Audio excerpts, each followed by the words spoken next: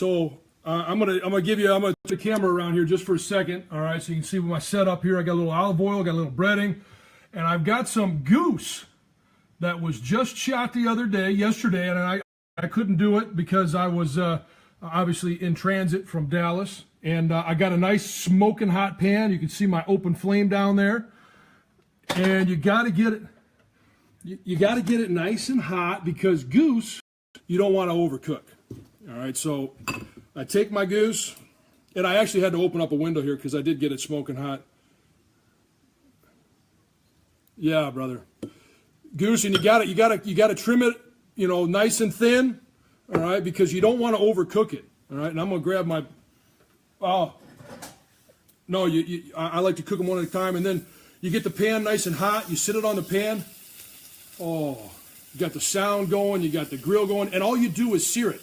And the reason you got to cut the goose nice and thin, all right, because this was shot with T-shot, all right, so little BBs, and so, all right, so when you put a shell in a shotgun, it's obvious shotgun shell has shot in it, and it's a bunch of little BBs. If you don't cut it thin, there's a chance that one of them BBs might be stuck in there, and you're going to knock off a tooth or two. So I like to get mine nice and hot. I put a little singe on one side, all right, and because if you overcook it, it's going to be a bad deal. It's not going to be very good. So I put a little singe on one side, and I got it singeing on the other, and I've got my handy utensils, which can go from cleaning the goose to eating the goose all at once.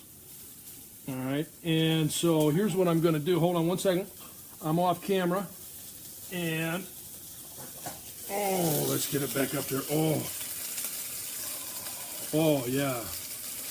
Now, here's the thing, all right, because it's coming right off the pan, it's going to be smoking hot. I'm a professional. Professional. Please don't try this at home because you could burn the house down, you could burn your mouth off. But, And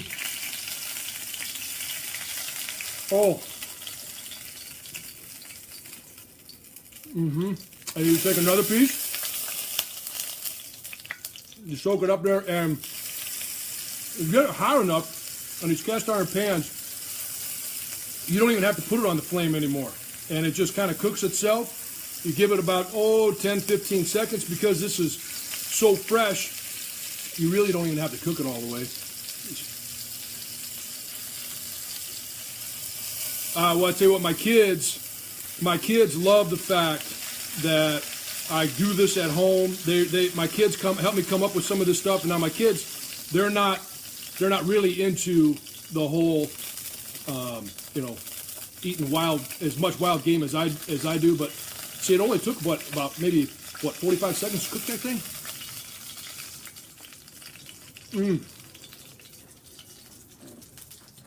Well, that's the great thing about goose is that there's so much meat because you're only going to eat the breast of the goose, and there's so much meat, there's so much to do, and you get two nice big juicy ones. And I tell you what, there's nothing like a fresh goose breast.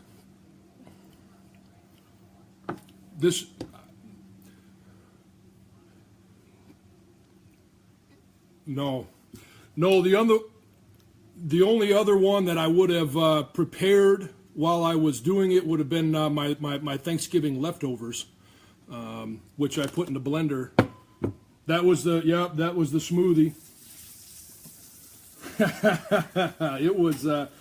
It was yummy though. I was surprised at how good it was, and I might bring that one back for a little Thanksgiving leftover, little special treat. But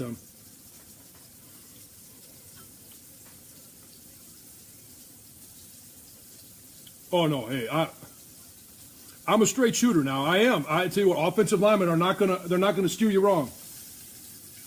And I will.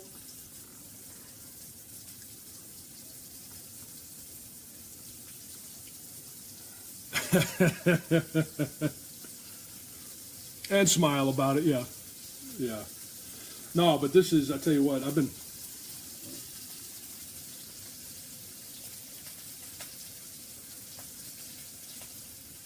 Well, probably a little bit more than 24 hours. You shoot them in the morning, so it would have been maybe, let's see, about noon. It would have been probably about 8 o'clock yesterday morning.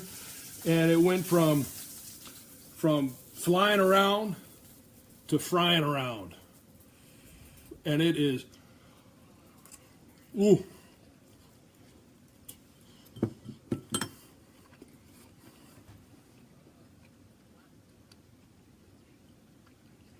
Mm-hmm.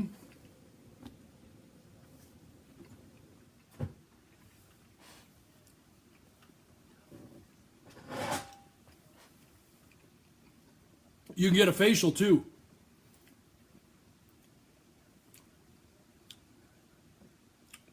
Yeah. So it's multi-purpose. I mean, you get a chance to eat. You get that grease going a little bit. You get a American man facial as well. So it's and I'm going to tell you what. I'm going to take this off the flame for a little while, else I'm going to set off the fire alarms. And a lot of people don't like goose if you overcook it.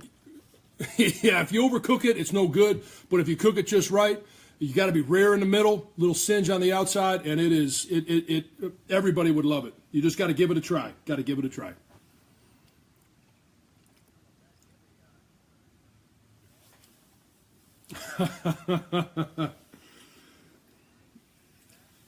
Yeah. No, it is. Yeah, typically it's how it works. But I don't get a chance to goose hunt very much, which is why this one was donated to me by a buddy. But when I was in Virginia and I was playing for the Redskins, we had Tuesdays off, and we would hunt every Tuesdays, and I would actually take people out hunting and show them how to do it, how to be safe doing it, and we would get a lot of goose meat. And I had a couple of dogs, Rocket and Roscoe, yellow and chocolate lab, and they were great hunting dogs. They have since passed, which was a sad day. I have a dog now, a yellow lab, but that thing it might as well be a city dog. My kids have made it into a gigantic baby. Gigantic baby. It is. Yeah, he'll lick you to death, but he's not gonna go get a goose. That goose might beat him up.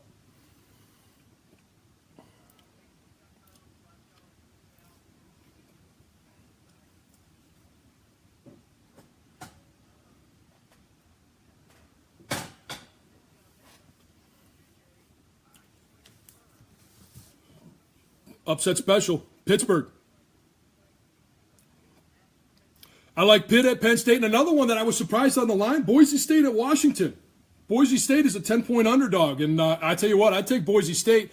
Washington did not perform like I thought they would, and it's going to be up to Jake Browning to wrangle that team.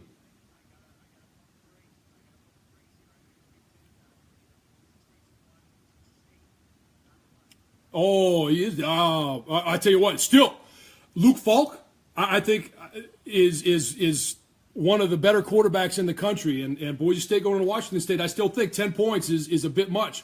Boy, look out for Boise State.